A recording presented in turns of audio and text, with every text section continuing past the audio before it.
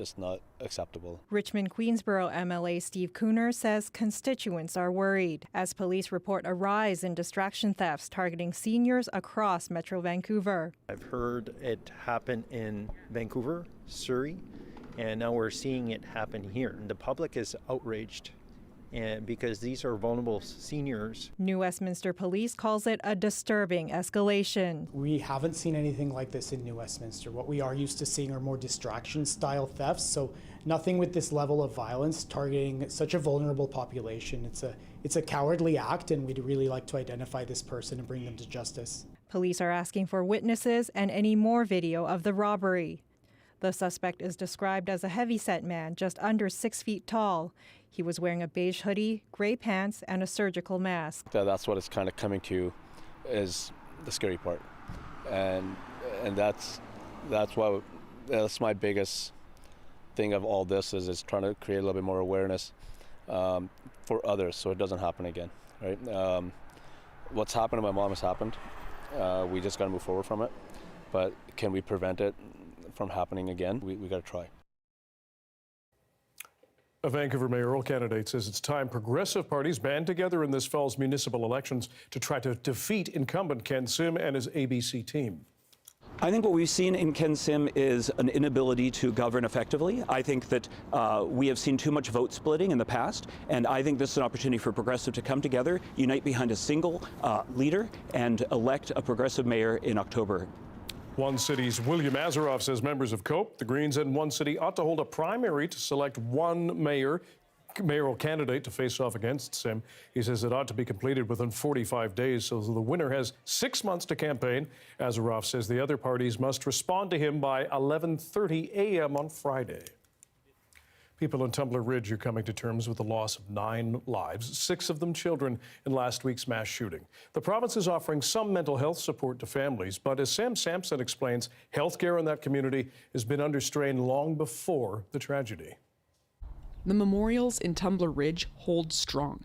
As tributes to the 6 children and 2 adults killed grow, so do the calls for more mental health support. I actually talked to one of the victims' mothers who was on her way down to counseling, and they did go, and it seemed to have helped the whole family. Now I'm a little concerned about when it goes away.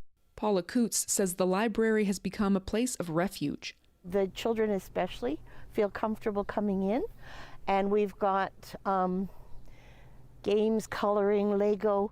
Open only to locals, this building also hosts mental health workers brought in to help process this trauma. Northern Health says that support could stay for a few months and may be extended, but Coots worries for the long term. What people are going to do if there's going to be someone to call. Regional healthcare concerns existed long before the shooting. Last fall, the community petitioned against cutbacks to on-call emergency services. The local ER is also only open 9 to 5 on weekdays. Northern Health says it continues to have an ongoing dialogue with the district of Tumbler Ridge, and that it added a second 24/7 ambulance to the community in September, which after hours takes them to places like Dawson Creek, an hour away. Those working in healthcare need help getting through this too. The paramedics in town is definitely an added layer because the paramedics that were working that day are all Tumbler Ridge residents. The staff that works in Tumbler Ridge are so integrated into the community. Paramedics from other regions have been brought in to fill shifts while locals take some time, however long that may be. This isn't a 1 week thing. This is going to take weeks, if not months, of healing. To avoid more trauma, the province is ensuring students don't have to go back to the school where one of Canada's deadliest mass shootings occurred. It says temporary facilities are set to arrive throughout the week. Sam Sampson, CBC News, Tumbler Ridge, British Columbia. BC's police watchdog, meanwhile, says it is now looking to see if it will investigate that mass shooting. The Independent Investigations Office says it will consider 2 things: whether there's been a death or injury that meets the threshold of serious harm, and if there's a connection between death or serious harm and the actions or inactions of officers. The IIO notes its involvement is separate to any other probe.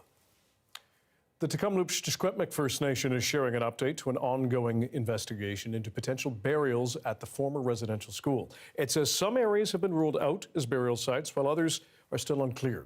In May 2021, the nation announced the discovery of more than 200 possible burial sites at the former Kamloops Indian Residential School site. Since then, it says a number of zones of interest have been ID'd using technology and police dogs. It says it's still working to get government and Catholic Church records for the school, but says it's facing significant challenges. While no excavation has happened yet, Kamloops says it's working with the affected nations for any future actions.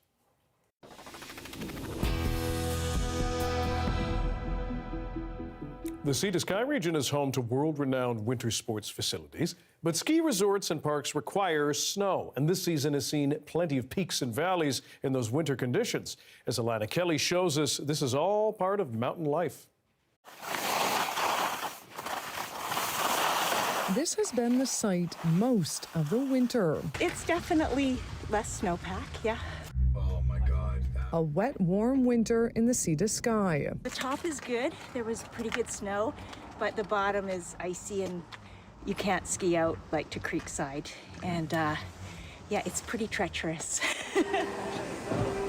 So how does this winter compare to others? It's been an interesting winter. Squamish saw its wettest December on record, with records going back to the 1960s. And so December was quite anomalous in terms of that active period. And then we look at last month, and last month was again warmer than normal. In order to find fresh powder, you'll need to go high up. A lot of the storms have come in with freezing levels being around that tree line elevation. One tourism professor says winter businesses and communities need to diversify. Every resort community is an all-season community now, so a delay to the snow conditions certainly hurts the business for the communities, but overall they're really working hard to make sure they have business year-round, which actually helps them be more resilient. A Whistler hotel and restaurant both tell me that they have not seen a dip in business. What they have seen is that people are eating or drinking less, but they don't believe that's connected to the weather. And there is one mountain sport that is thriving this winter.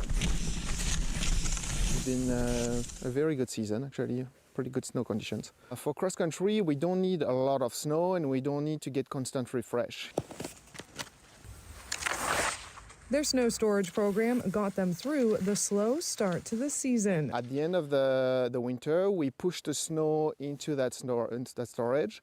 We are able to store about 20,000 cubic meters of snow, and we put a little bit of sawdust on top of it, about 2-3 inch of sawdust on top of it, and that creates insulation. What they've done with the grooming is it's phenomenal. We're just lucky to have what we do. While people are making the most of this winter, there's still hope for a March miracle snowfall. Alana Kelly, CBC News, Whistler. Coming up, Muslims in BC are preparing for the start of the month of Ramadan. We check in with them next.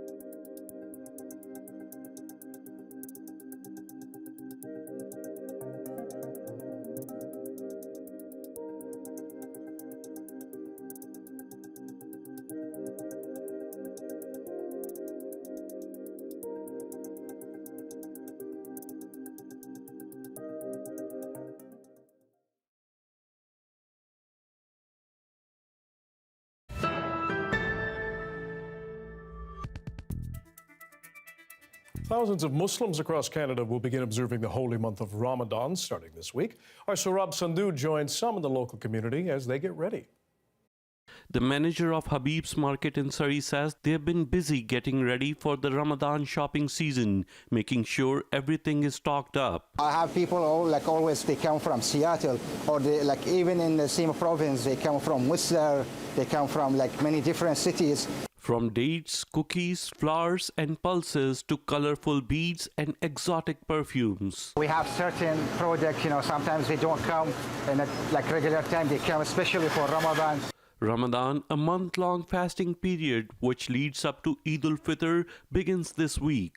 The more focus and the more commitment is in the month of Ramadan, the better it is spiritually. Ramadan is the month of the peace and love to everyone, not only Muslims. Part of the sacred holiday, feasting with family after sunset. Samosas and bhajiyas and pakoras, because we have not eaten, so you desire all this salty food, and that's what you usually eat. But then, as we are so health conscious nowadays, people go for fruit salads, vegetable salads or soups. Ramadan is a time for reflection and compassion for others, like those affected by the mass shootings in Tumbler Ridge. It's a very disappointing, disheartening, which really happened in one of the school shooting, and our heart with the parents and the children who are victim of this. May Allah bring the peace and tranquility.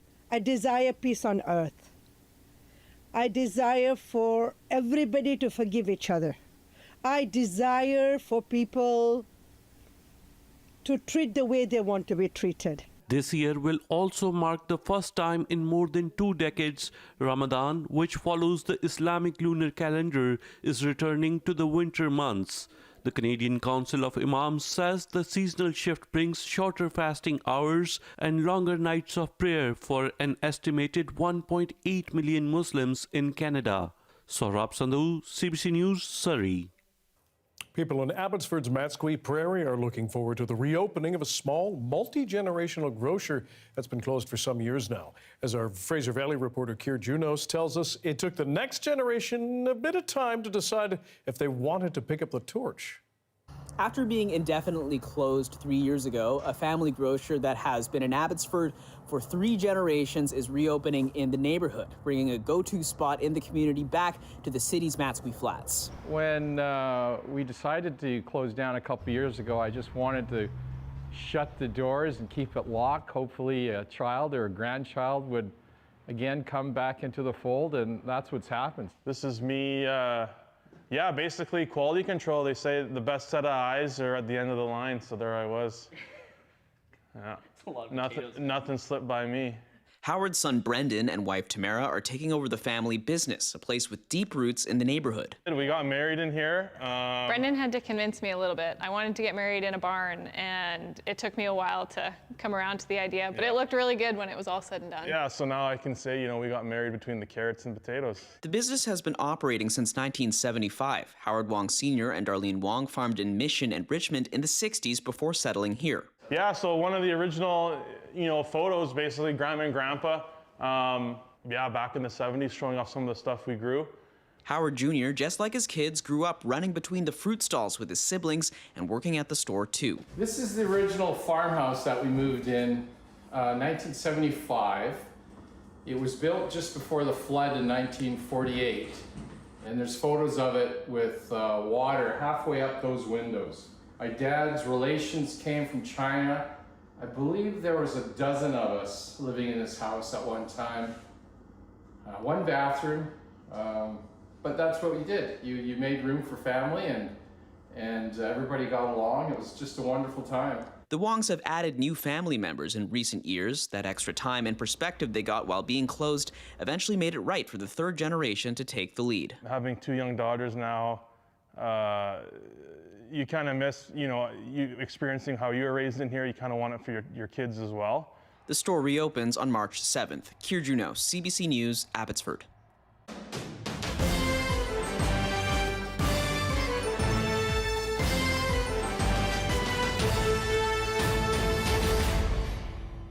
Canada has won yet another gold medal at the Milano Cortina Olympics in Italy. It's our third and 12th medal of these Winter Games, this time in women's speed skating team pursuit, and it's a repeat for the defending Olympic champions. The clock stops when the third athlete crosses the line. The big three have done it. Gold for the Canadians, back-to-back Olympic champions. Evgeny Blondin, Valerie Malte, and Isabelle Weideman also won gold at the 2022 Olympics in Beijing. The three are close friends who grew up skating together. They held each other tightly during the gold medal ceremony, singing our anthem together en français and in English. A lovely day on snowy or Grouse Mountain. Johanna Wagstaff has your BC-wide weather forecast coming up next.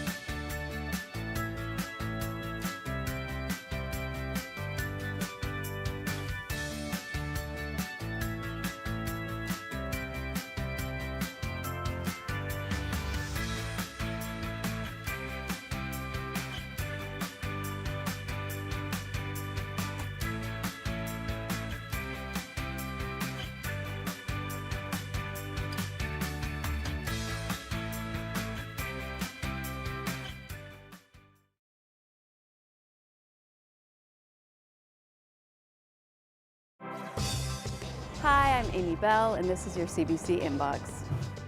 CBC is a proud partner of the Vancouver International Dance Festival. Experience bold artists who challenge norms and see movement in a whole new light. Grab your tickets now at vidf.ca. And never miss a special programming series, event, or contest. Subscribe to CBC's e-newsletter and keep connected with us.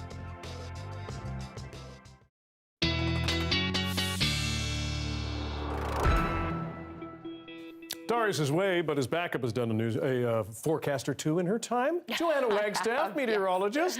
My goodness, and what a day up in the mountains. So nice to see. This was the day that everyone was waiting for. There we go. Yeah, There's Grouse, live right? look. And if you're not skiing or snowboarding, you're skating, making snow angels, just lying in it. That's what I'd be doing. Whipping snowballs at your sister or brother?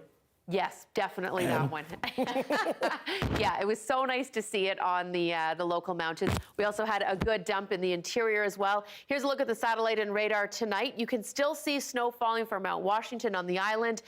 It's tapering off though for Metro Vancouver, so generally a clear night tonight. We did see some of those big wet snowflakes over the past 24 hours for higher elevations of Metro Vancouver. Same risk tomorrow morning, right around that morning commute. So heads up, roads will likely be slick because we've got those clear skies and temperatures going below the 0-degree mark. You might want to leave a little extra time on the roads, whether you're walking, biking, or driving, or commuting. And then this low pressure system is going to sit there for a couple more days. And that's really what has dragged down that Arctic air mass. Watch as the snow departs from the Kootenay zone. I'm glad you saw some good snow.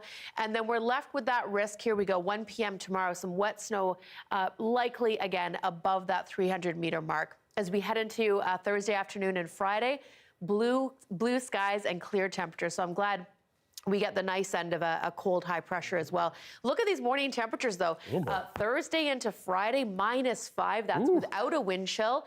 Then we get into Saturday, good old 8 degrees and rain. So our seasonal is back. We'll enjoy looking at those white mountains while we can. Almost like it's February. Joe, thanks very much. You're welcome. And thank you for being with us on CBC Vancouver News. You can watch this newscast on CBC Gem, our free app, as well as on YouTube and, of course, our website, cbc.ca/BC. Your next local news is on the early edition on CBC Radio 1. That starts tomorrow morning at 5:30. Good night.